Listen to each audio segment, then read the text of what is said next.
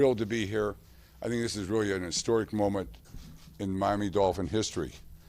I'd first like to welcome and congratulate Brian on his great Super Bowl coaching yesterday.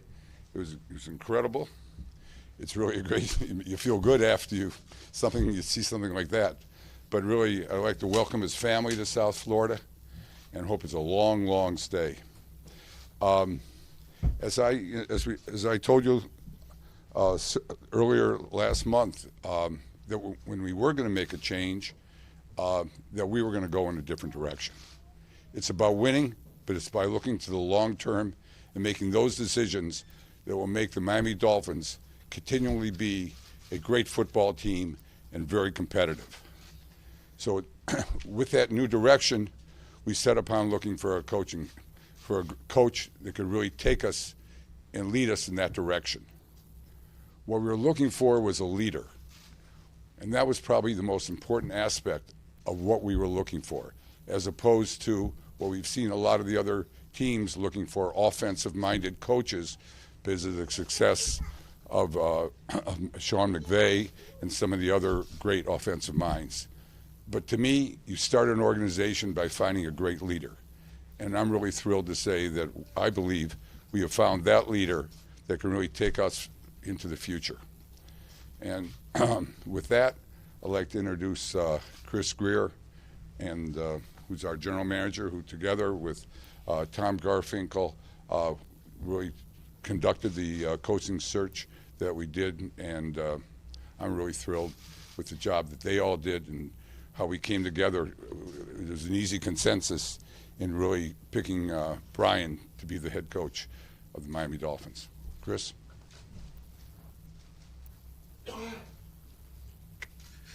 Good afternoon.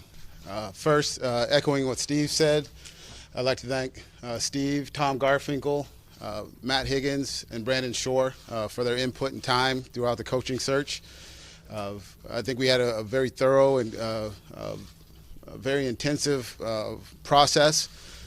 Brian was the first candidate we interviewed, and for him, he did an outstanding job. But again, I'd like to thank those guys for their help, because without them, we wouldn't be here today. Secondly, I'd like to thank the other candidates that we interviewed. They all did a great job through the process. Wish them success in the future, except against the Dolphins. But today's about Brian. A lot's been written about Brian and I's relationship. We've known each other over the years, but it's not anything that's like we were super close. Our times at New England did not cross paths. I got to meet him on the road a few times, was in personnel, and just how he handled himself professionally and worked through. And you can see he has work ethic and how he had done things. And so you kind of got an appreciation of him. And then the fact that I worked with some of the people that he worked with, talked about the type of person and character of what he was. And I kind of knew him, so over the years I kind of always kept tabs on him and would check in on him. And then as he moved up the coaching ranks, I got to see him on game days before, and we chat a little bit. But it was really interesting getting to sit down and talk with him, really to the nuts and bolts about football, who he is as a person, what his core beliefs are, and we were really aligned in our vision for how you build a football team. You know, he worked his way up the ladder. Nothing was given to him. From his upbringing, as you guys have all read the story, then through Boston College, and then working his way up at New England, working under one of the greatest coaches in football, and having worked with him, I know how challenging and hard that can be, and it brings out the best of you. And Brian thrived. So, as Steve said, he demonstrates a lot of the characteristics you look for in a head coach that's going to be successful in this league. And I'm very excited to introduce Brian Flores as the next head coach of the Miami Dolphins.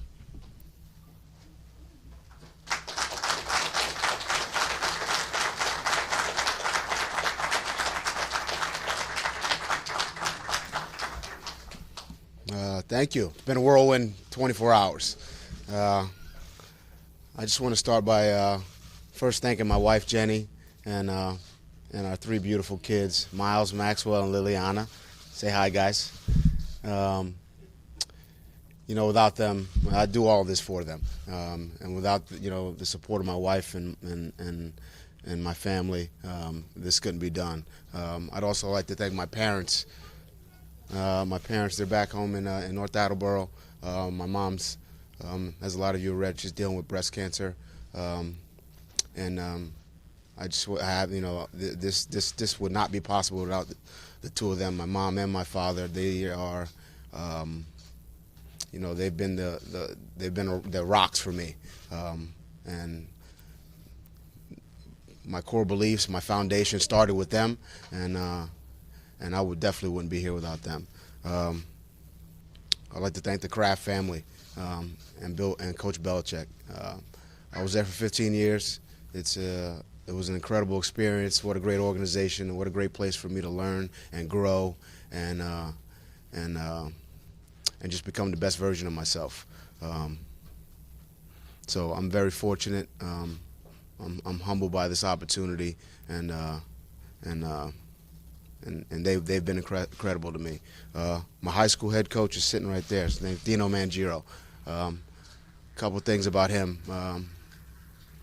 Another person, I've been fortunate to have a lot of great mentors, great coaches, a great family, and he's definitely at the top of that list.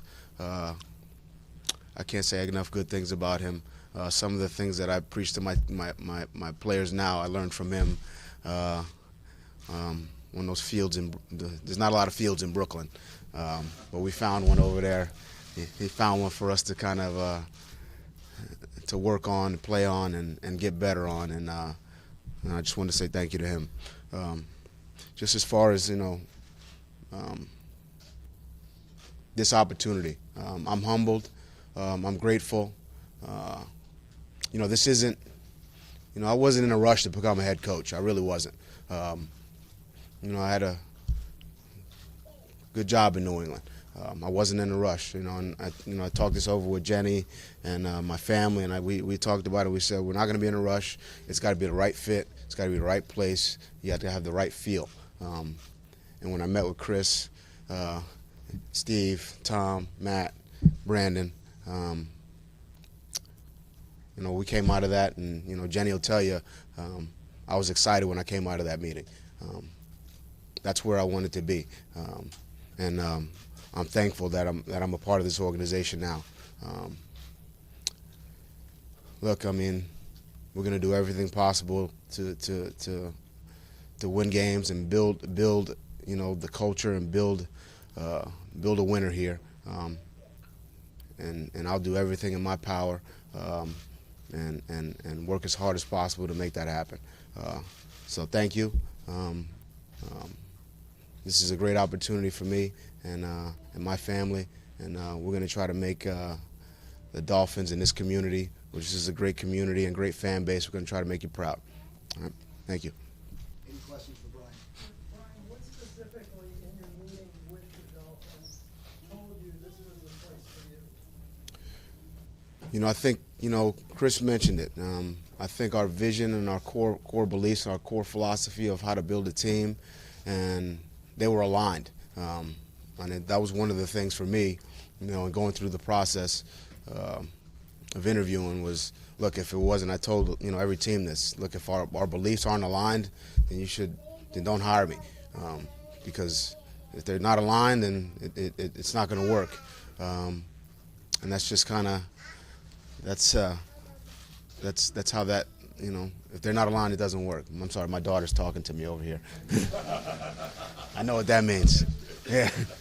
Brian, you've held a number of different jobs within the Patriots organization. How do you feel doing that and bouncing around from both sides of the ball? How did you become basically a CEO of the Dolphins? Well, I think, when you're in a leadership position, you're dealing with all facets of the organization. So, those experiences definitely helped me. Whether it was offense, defense, special teams, personnel,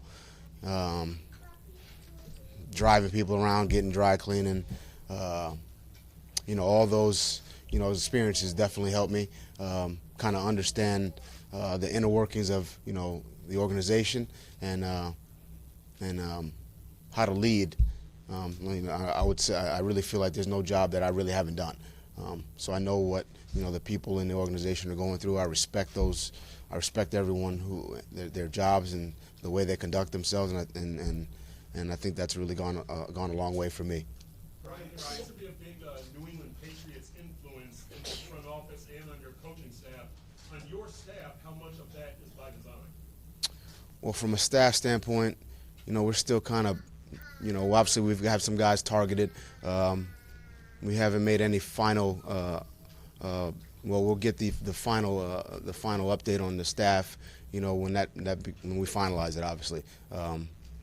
But obviously, there's some core values, core beliefs that I would take from New England.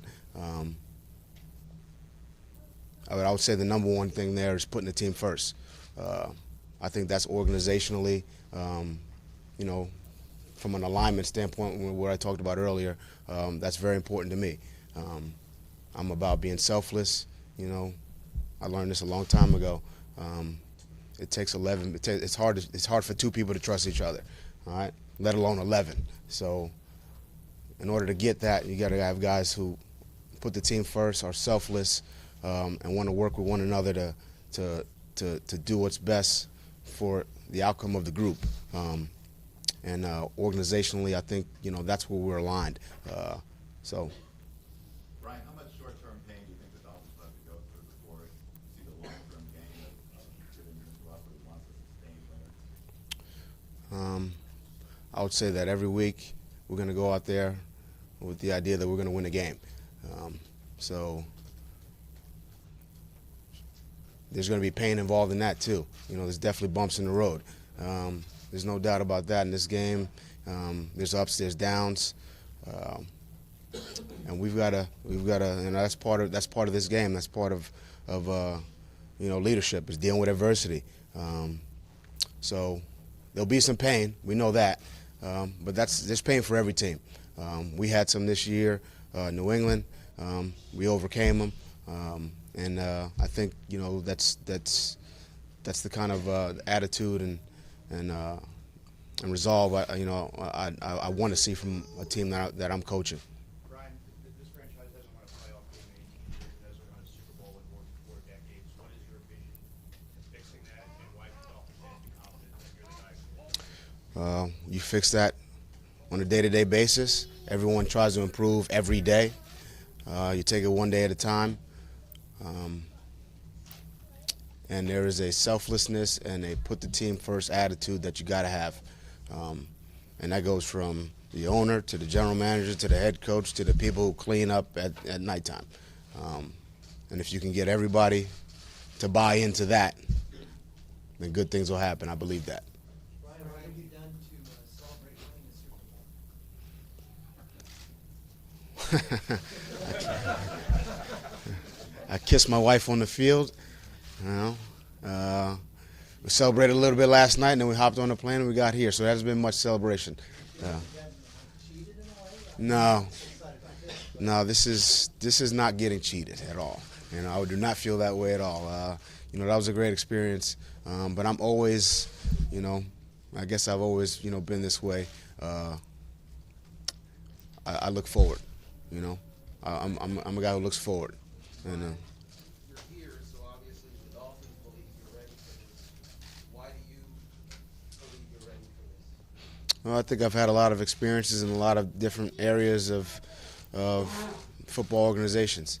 I feel like I've made an impact, and my overall philosophy is to, help my players, help my coaches, help anyone I'm around become the best version of themselves. I think I've done that. I think I want to do that on a grander scale. I think I can do that on a grander scale. And hopefully we get that done here. Brian, you executed a very good plan in yesterday's game. My question is, what do you believe is the key to developing a successful plan from game to game? Well, each game is different. Each opponent is different. Their strengths, their weaknesses are different every week. So every week you're coming up with a different plan. A lot of that, is tied to who you have personnel-wise, what we can do versus what they can do, and every week it could be different every week. I think in this game, you got to be multiple. If you sit in one thing, the coaches are too good. They'll find a weakness, they'll take advantage of it. I think that's the case really across the board, high school, college, and specifically in the pros. Remember high school, we were taking advantage of guys, and Dina was taking advantage of guys on the high school level. So I think you got to be multiple, and we're going to try to do that. Brian, when did the dream of becoming the head coach first materialize? I got asked this question last week. It was 2014. It was a year, we beat Seattle in the Super Bowl. It was kind of, I had taken a step. I think, in everyone's career, basically, I don't want to say a light bulb goes off, but, I really felt like I was making an impact on that group of safeties I had at that position. So it was Devin McCourty, Tavon Wilson, Deron Harmon, Nate Ebner, and Patrick Chung. Those were the 5 guys I had in my room. And I could see them developing not only on the field but off the field, and their relationships with their families, with their wives, with their kids. And I felt like I was really making an impact. So from a leadership standpoint, the things that I was telling them, the things that I was, that I was doing, the whether it was drills, whether it was the way I talked to them. And I'll say this, I was very demanding with that group, but they knew I cared, they knew I loved them, they knew I respected them. I guess from that point forward, I felt like that formula worked from a leadership standpoint, and I've stuck with it, and I'll continue to stick with it. Brian, you went against the Dolphins for 15 years when you were with the Patriots. What was your assessment of the Dolphins, and from your view as an adversary, what was this franchise and this team missing? I would say this is a hard place to play down here. That's for sure. I would say that my last memory here wasn't a great one. But the teams here, they've always been tough. They've always been well coached. I think they got a good group. I think they got great ownership. I think they've got a lot of things in place here, and I think the future's bright. Couple more questions. You talked about the philosophy, and if they weren't aligned, or the core beliefs, if they weren't aligned, don't hire you. What are your core beliefs outside of leadership, outside of selflessness? What are your core beliefs? I don't think I can stray farther from that. I believe in hard work. I believe in putting the team first. I believe in having people, a group. I believe in team. I would say that. I believe that people have to work together if you want to strive to do something great as a group. You got to work together. So there's a selflessness in that. There's a put the team first attitude in that, and obviously there's a process and a structure to that as well. And I would say those were aligned from that standpoint as well. But overall, I can't stray too far. Those are my core beliefs, and that's where I would go there. Brian, you joined a franchise that was great right away. You joined a franchise that was great when you came on. This is a franchise of Stephen Russell that's in transition direction. What gives you the belief that you'll be able to bring a young team up to the standard that you're used to? I would say, to that question, I would say it would just take me back to my core beliefs. I do believe that if you can get a group of young men to band together, to trust one another, to believe in one another, to practice and prepare at a high level, then you'll win ball games, period. I believe that. I think there's some, things fundamentally, that we're going to want to do from, as a team. And we're going to want to play physical. We're not going to turn the ball over. Those are coaching points that you guys hear every week. But whether it's a young team, old team, I think, at the core of it, it's about getting 11 guys on the same page. And those guys got to work together. All right? And as a coaching staff, you got to get the coaching staff on the same page. You got to get the entire organization on the same page, because you're only as strong as your weakest link. That's a cliche term, but it's the truth, specifically in football. So if there's a fracture in one place, that could be the difference between getting 4th and 1 and not getting 4th and 1. I truly believe that. So hopefully that answers your question. Final question for Brian. For you to be the first Honduran head coach in the league. I'm honored by that. You know, my parents immigrated here in the 70s, and they came here to build a better life for me, my brothers, and our entire family. They did that. They worked hard, extremely hard, and you know, we didn't grow up with a lot, but what I did grow up with, and you know, I feel like this has been lost in a lot of the stories, is that I had a great childhood. My parents, my parents, my uncles, my aunts, you know, we spent a lot of time. Maybe we didn't have a lot of money, but we were rich in love, and that's for sure. And that was, I had a great upbringing, and you know, I'm happy to make my parents proud, the people of Honduras proud, the people of Brooklyn, New York proud, and you know, the people of New England proud, and the people I've been around my entire life, the mentors, the people who've supported me. I'm always gonna, you know, do my best and work my hardest to make them proud. All right, thanks, guys. The final one. Okay, thanks. I'm just listening. Thank you, guys. All right.